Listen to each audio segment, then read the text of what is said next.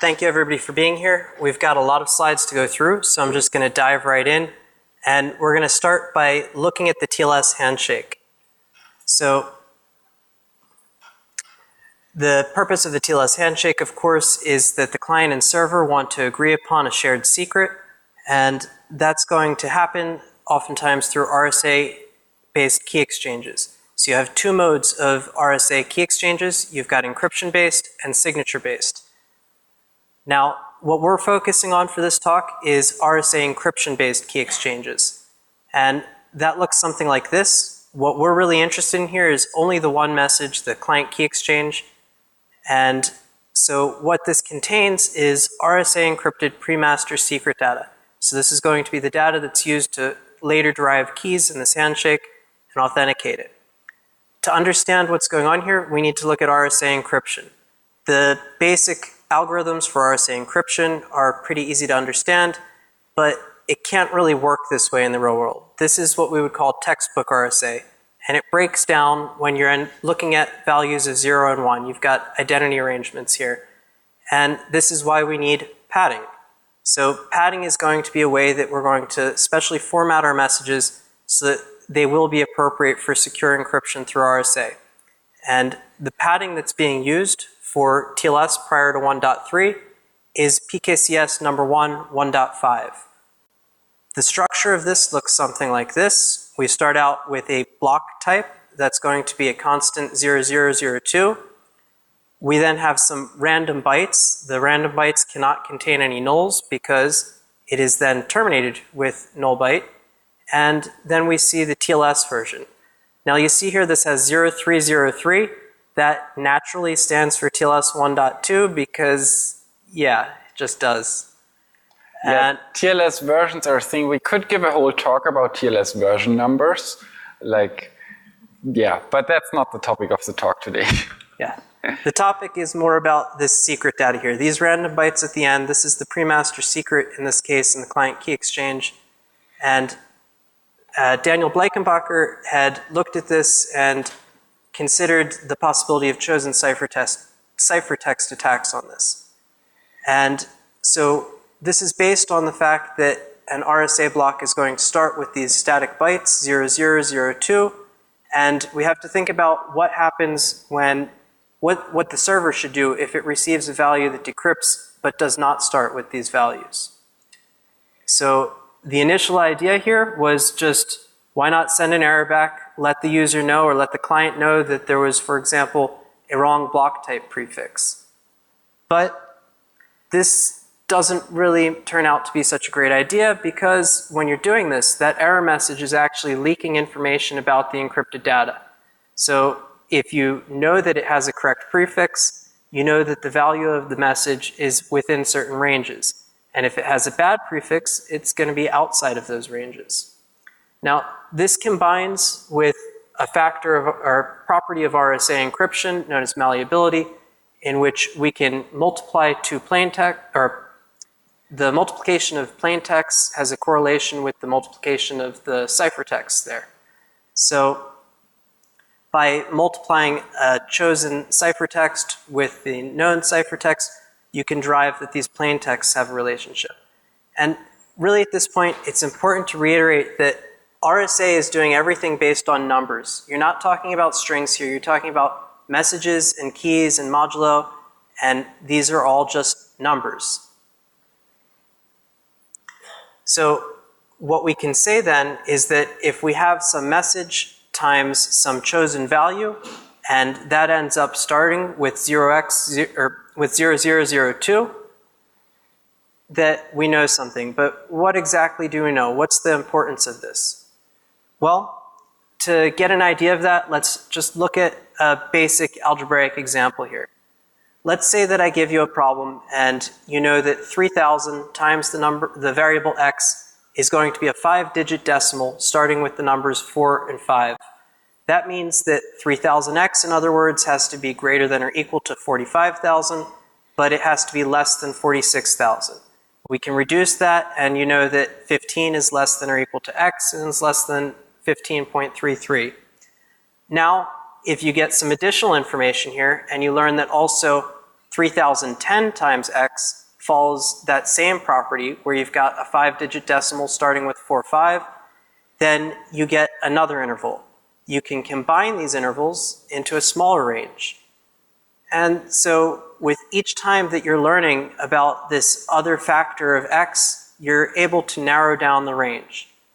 And the same principle, it works with RSA too.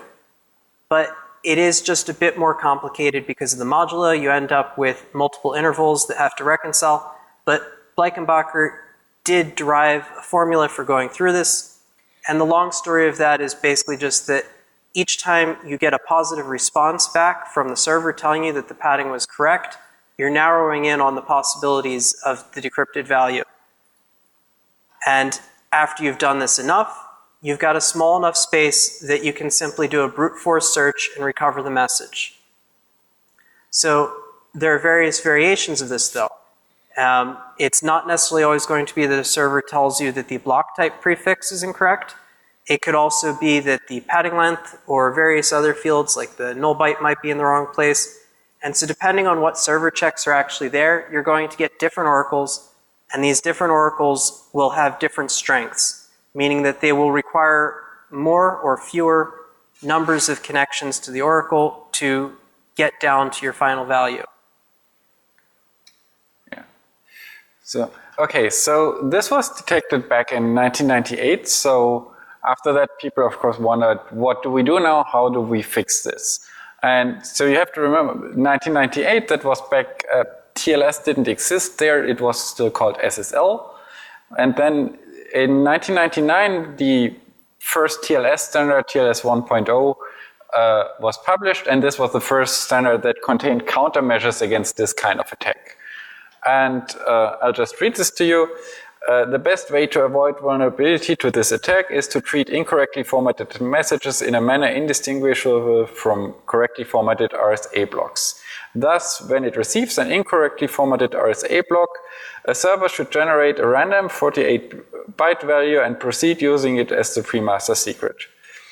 Thus, the server will act identically whether the received RSA block is correctly encoded or not.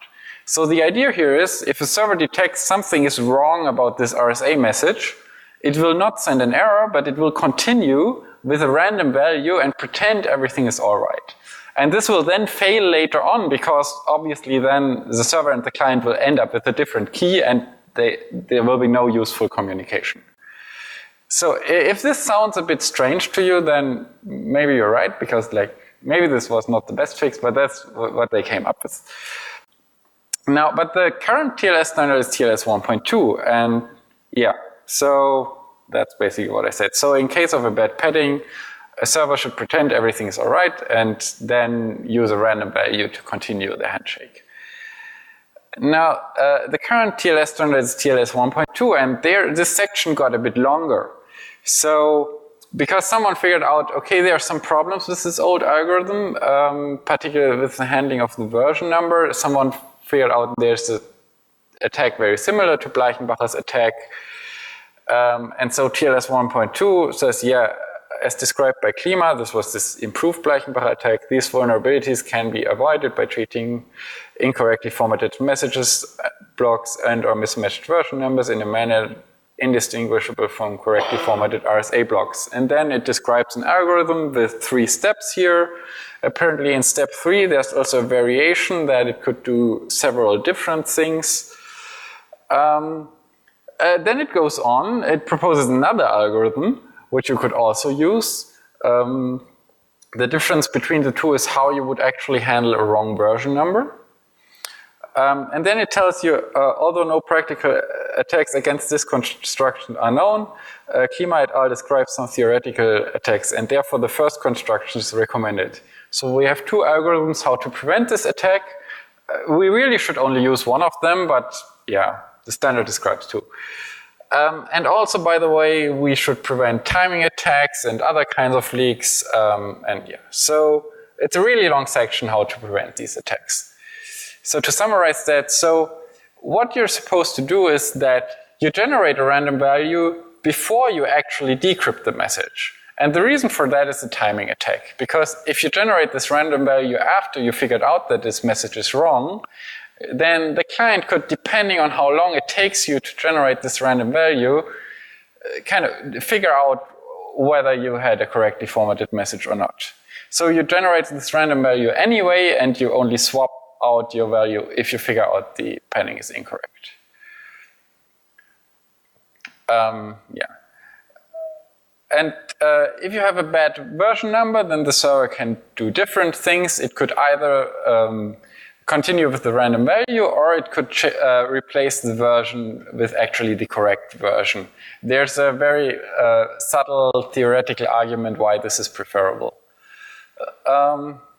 So ultimately the second variation is better, but we would like to make the standard longer and more complicated, and therefore we have two variations. And yeah, everything has to be timing safe, and please figure out how to do that. So it's totally easy, right? I mean, everyone will get this right. And I mean, it's ultimately, it's an attack from 1998, so everyone knows about this. It's a well-known attack. It's well documented, so everyone has regression tests for this, right? I mean, if you write a TLS library, you would have regression tests for known attacks. So this would not be a big deal, right? Or maybe it is. At some point last year, I thought I should actually test that, because like I knew about this attack, but I didn't really know if anyone had in recent years tried to exploit this attack or find vulnerable implementations. So in order to test this, initially I patched OpenSSL, so I was able to send different versions of broken RSA key exchanges, because what we want to know is whether, depending on different errors, the server behaves in different ways. And as soon as I get differences between these different error types, I know I have an oracle and this could somehow be exploited. And what you can look there at is not just error codes, but any kind of different behavior from the server you can detect can be used as an oracle. So these can be different TLS errors. This can also, we saw implementations that send duplicate TLS errors. I think this is not really considered by the specification, but some do this. We can also have servers that on some errors just close the connection, or that just don't answer anymore and you have a timeout. So there are different ways where you can have these oracles. And so I scanned the Alexa top 1 million list, and the first hit was Facebook. Facebook.com was vulnerable. So I thought, okay, we have to attack Facebook. And I thought it would be really nice to have a message that is signed with Facebook's key. Why would I do that? I mean, this doesn't really have any value. It doesn't put Facebook at risk in any way. But I would have cryptographic proof that this really happened.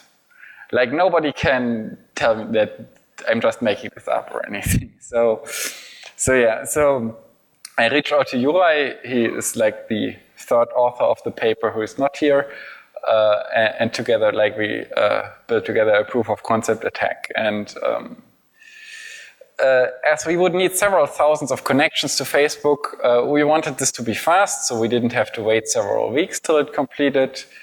So one thing we did, we tried to all AWS locations where you can rent servers from AWS and measured the ping times, and on some of them we got ping times of 2 to 3 milliseconds to Facebook.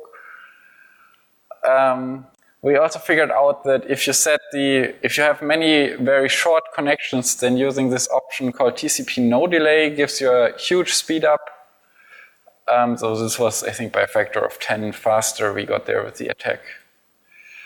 And yeah, after several tries, so we had several bugs in our script, which, but after several tries we managed it, and we signed a message with Facebook's key. Of course, we reported that to Facebook. They also gave us a very generous bug bounty, and they fixed it, I think, about a week later. And then?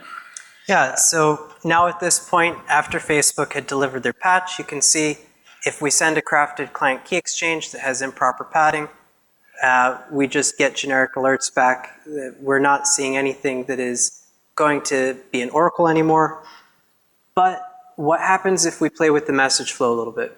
So going back to this diagram again, you should understand that each one of these blocks, they can be sent together, or a lot of them can be sent together in the same packet, or they can be split.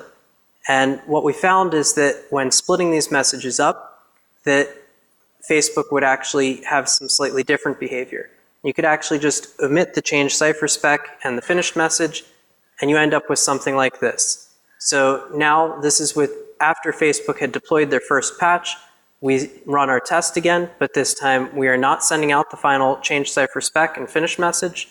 And you can see on the left here, when we send an invalid padding, Facebook is immediately tearing down the connection with the TCP FIN.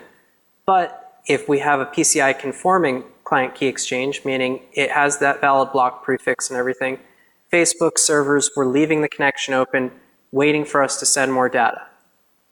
And it turned out that Facebook was not the only server that was doing this. When we kept scanning the internet, we found that various other products, so for example, F5's Big IP here, this is one of the various oracles that was in their product. You can see that they were sending an alert in one case and leaving the connection open in the other case, but only if we would not send that change cipher spec and finished message.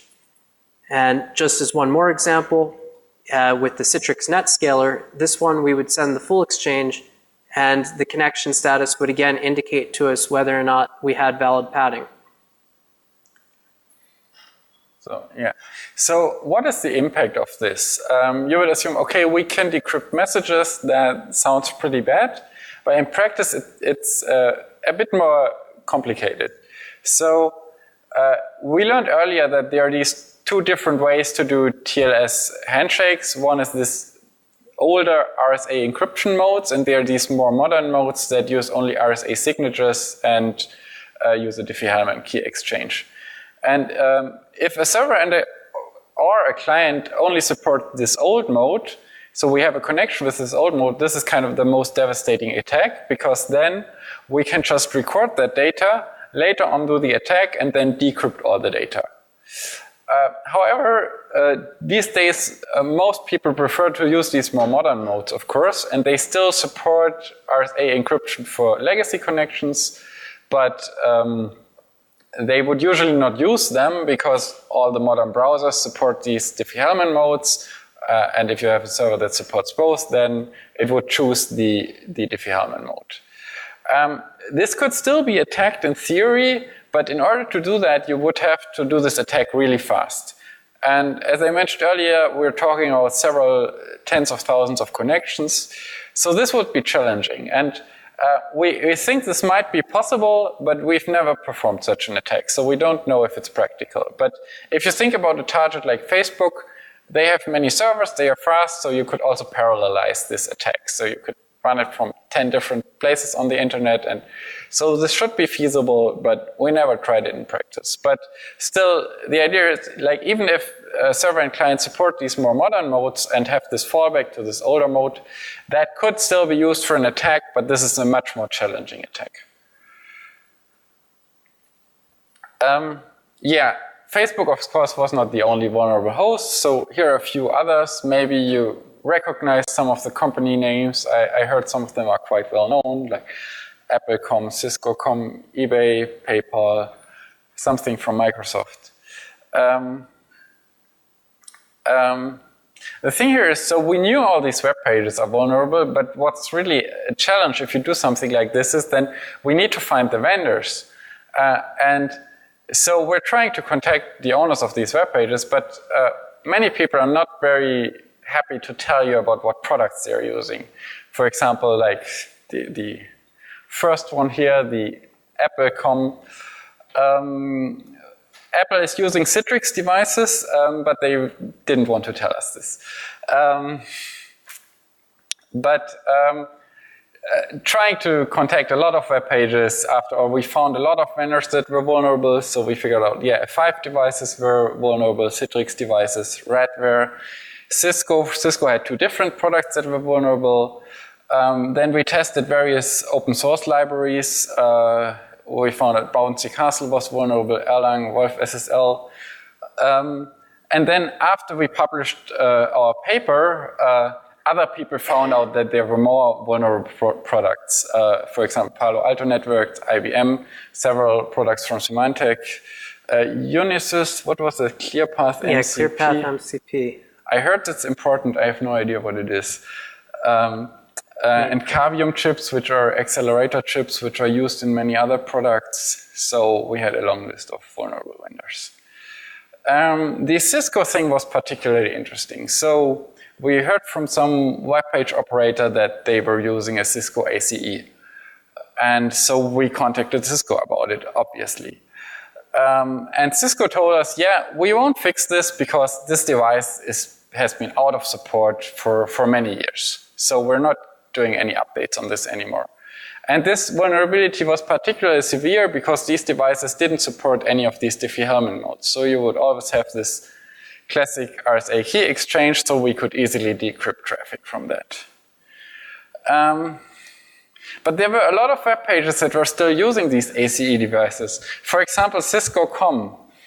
And I told them that, and they didn't answer that email. And a few weeks later, I said, yeah, we're going to publish this soon. And I think Cisco.com is running these ACE devices. And I'm going to publish that too. Do you want to comment on that? Didn't get an answer on that. It's no longer running on that right now. But well, yeah. Or they have a firewall in front of it. Yeah, maybe they have a firewall. Maybe you can figure out what the origin is and it's still. What we also did is that we tried to reach out to developers of test tools. And I mean, probably most of you know this, right? This is the test from Qualys, the SSL Labs test, which is very popular when you want to know if your TLS configuration on your website is any good. And I think this is a crucial thing here because, I mean, we're talking about vulnerability from 1998. And why is this still around? And the obvious answer is nobody was testing for it before we did this research. Like all the commonly easily available tools, they didn't have a test for this vulnerability. And that's, I think, why it was still around and why it was still so prevalent. So we reached out to SSL Labs and they added a check for it. And yeah, as you can see here, now you get an F if you're vulnerable to this attack. We reached out to Test SSL, which is a very powerful SSL testing tool, which is written in Bash. So quite impressive. TLS Attacker, which is written by one of our co-authors, and TLS Fuzzer, which is from a Red Hat developer. And also Tripwire's... Yeah, Tripwire IP360 will scan for it as well. Yeah. So before Robot, no test tool was available really for Bleichenbacher attacks. And after that, so we hope that now these vulnerabilities will be detected more easily. And we also think we were successful with that because, as I said earlier, after we published this research, many more products showed up to be vulnerable, which we did not know about before. Yeah, what we also did was a capture the flag contest. So we thought, yeah, we want to give people a chance to try to re-implement this attack. So originally we did not publish our attack tool. We have published it later after the capture the flag. So, and we set up a vulnerable host. And we gave people an encrypted message. And they should decrypt it by implementing this attack against this host. And then they got a message which told them about the second host, but it only gave them the key of that host. And interestingly, this seemed to be the most difficult part because I got many people asking me, hey, how do I find your second host? You're only giving me the key. The idea there was that you can use that key and search in the certificate transparency database and then find the host name, and then you had that host. And the second step was then you had to sign a message. Because the attack for signatures it requires an additional step, so this is a bit more complicated. And I think we had like 10 people who finished the capture the flag successfully. So I think this was a nice thing. So when you publish a vulnerability, also give people a chance to practically play with it. Then there's this issue of timing attacks. So we did not really look into this in detail, but I mentioned it earlier that particularly these changes in TLS 1.2 were also to prevent timing attacks. So these timing countermeasures are relatively complicated, and there are some TLS stacks where it's well known that they just don't implement protection against these timing attacks. For example, in NSS, there's an open bug, but it's been open since several years.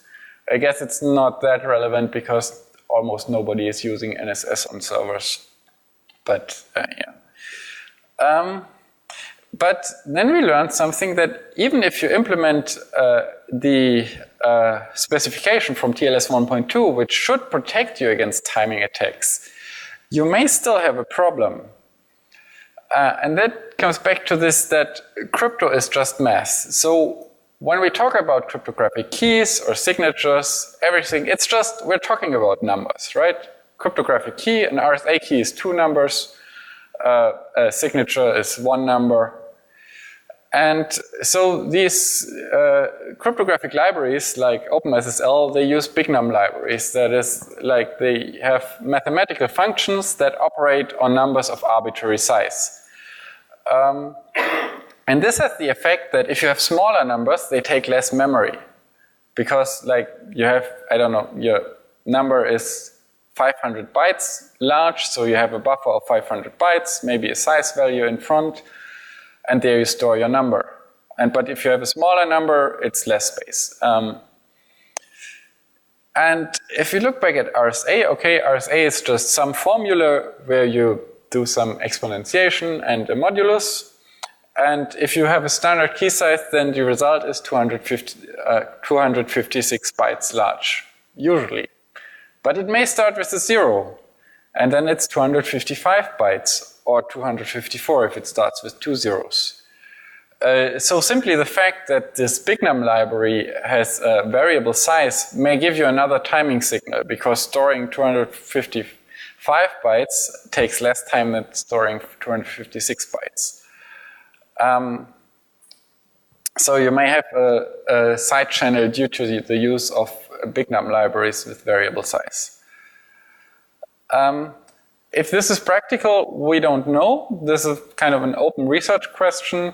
If someone wants to have a research topic, would be an interesting one. And to our knowledge, this affects practically all common TLS libraries. David Benjamin from Google has recently fixed this in Boring SSL and has submitted a pull request to OpenSSL. But right now, they are still, the stuff that's out there is usually vulnerable to this. Yeah, so one of the other things that we were seeing during scans of the internet is a lot of hosts would respond, let's say, inconsistently. So in some cases, I would see that, or we would see that certificate chains would actually come back to you in response to a malformed client key exchange. But in other cases, we would actually just see what appeared to be random bytes, high entropy streams of data, unclear what it was exactly. The only vendor that we were able to pin down on this is this Communicate Pro, but there are definitely others out there based on looking at the data that we had from scans of the Alexa top million sites. And this leads me to believe that maybe there's something out there that's like a Heartbleed style bug within the way that these things are being processed. And so perhaps if some of you want to take the robot to text script and run it against obscure hosts that you have, if you get inconsistent results, might be worth digging into that a little bit further to see what's going on. Yeah. So after that, you may wonder, what should we do about this? Because, like, these countermeasures are really complicated and many people get them wrong. And then there are still these timing issues, even if you do the countermeasures. And what we actually recommend is that if you run TLS, then just disable these RSA cipher suites. So we did some checks where we logged connections to web pages. These were not the most high volume web pages, but a reasonable sample, I think. And we saw practically no legitimate connections that were using these old cipher suites. So almost everyone these days is using a browser that will support one of the more modern modes. And this also gives you forward secrecy, which is a nice property cryptographically. So we would recommend, if you run a server that's using TLS, just consider disabling these old cipher modes. Because really, I don't believe there's any implementation out there right now that I would call robust on this. TLS 1.3 will no longer support these modes anyway, because it has deprecated a lot of bad stuff. We're expecting that TLS 1.3 will now be published every day. Took a bit longer, but yeah. But you may still be at risk even if you're using TLS 1.3, because we mentioned earlier that you could do these signature attacks where you're doing a man-in-the-middle attack by attacking the property that the server still supports these old RSA encryption modes. So even if you have TLS 1.3, the attack may still be possible in some circumstances. So ideally, just disable these modes if you can. And then we definitely recommend no longer use RSA with PKCS 1.1.5. This is a standard from the 90s. It has many problems. It also if you use it for signatures, there are other problems with it. And there's a more modern version of this PKCS standard, which is using something called OAEP for encryption and PSS for signatures. I think the first version has been published in 2001. And it's not really clear why TLS doesn't use that until now. It will use it in TLS 1.3, but yeah. So really, don't use these legacy modes. They have so many problems. If you want to use RSA, I mean, you could of course also use more modern crypto algorithms. But if you want to use RSA in anything new you build, please use these more modern encryption modes. Yeah. So our takeaways here is old attacks still work. You can win a Pony Award by recycling a 20-year-old attack. We recommend stop using the TLS RSA modes in TLS and stop using PKCS 1.1.5. Yeah. And also, if you do have a server that does support the TLS RSA ciphers, but also supports forward secrecy, if somebody is able to do this attack fast enough, they would be able to do a downgrade to force the client to use TLS RSA ciphers. Yeah. So, yeah, I think we have plenty of time for questions. Thanks.